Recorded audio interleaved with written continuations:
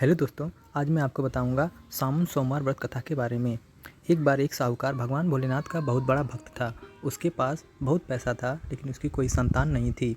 वो हर रोज़ भोलेनाथ की पूजा अर्चना करता और शिव जी के समक्ष रोज़ दीपक भी जलाता। साहूकार की केवल यही इच्छा थी कि उसके घर संतान हो। साहूकार की भक्ति देखकर माँ पार्वती ने भोलेनाथ को कहा, आपका ये भक्त दुखी है, आपको इसकी इच्छा पूरी करनी चाहिए। भोलेनाथ ने माँ पार्वती को बताया, इसके पास पुत्र नहीं है और यही इसका दुख है।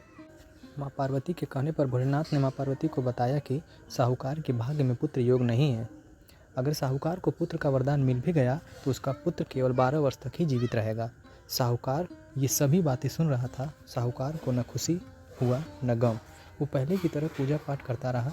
एक दिन उसकी पत्नी ने एक बालक को जन्म दिया। उसके परिवार में जश्न का माहौल था, लेकिन साहूकार पहले की तरह न खुश था न दुखी।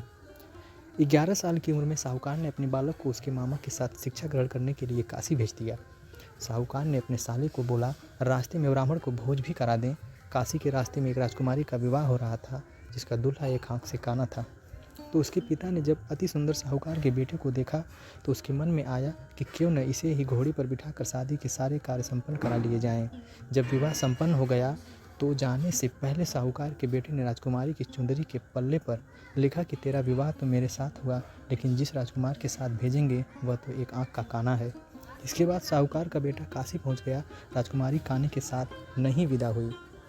एक दिन काशी में यज्ञ के दौरान भांजा बहुत देर तक बाहर नहीं आया तो मामा ने अंदर जाकर देखा तो भांजे के प्राण निकल चुके थे।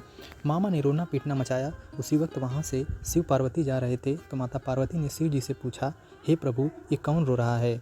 तभी उन्हें पता चलता है कि यह तो भोलेनाथ के आशीर्वाद से जन्मा साहूकार का पुत्र है। तब माता पार्वती ने कहा, स्वामी इसे जीवित कर दें, अन्यथा रोते रोते इसके माता पिता के प्राण निकल जाएंगे। तब भोलेनाथ ने कहा कि हे पार्वती, इसकी आयु इतनी ही थी, सो वह भोग चुका है। लेकिन माँ के बार बार कहने पर भोलेनाथ ने उसे जीवित कर दिया।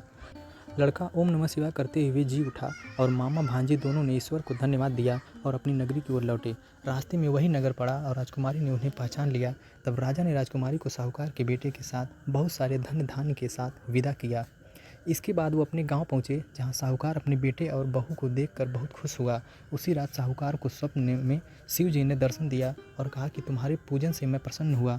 इसी प्रकार जो भी व्यक्ति इस कथा को पढ़ेगा या सुनेगा उसके समस्त दुख दूर हो जाएंगे और मनवांछित सभी कामनाओं की पूर्ति होगी। ऐसे ही वीडियोज़ को देखने के लिए दोस्तों मेरे चैनल को सब्सक्राइब कीजिए, लाइक कीजिए और शेयर कीजिए। धन्यवाद।